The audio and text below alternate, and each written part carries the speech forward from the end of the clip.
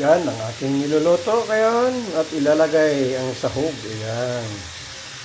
Nauna ko nang marinate ang palaya kong pork, hindi ang palaya kong beef. Ayan. Ang palaya kong pork. Lutong pacham. Ayan. Mix na natin at ating yun, yummy. Yun na kasing niluto yung panghasahog. Yan.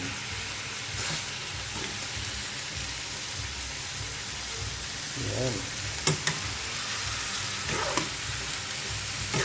Konting ikot-ikot, nikos-nikos, sabi. At luto na siya. Yan, mga kaibigan. Yummy.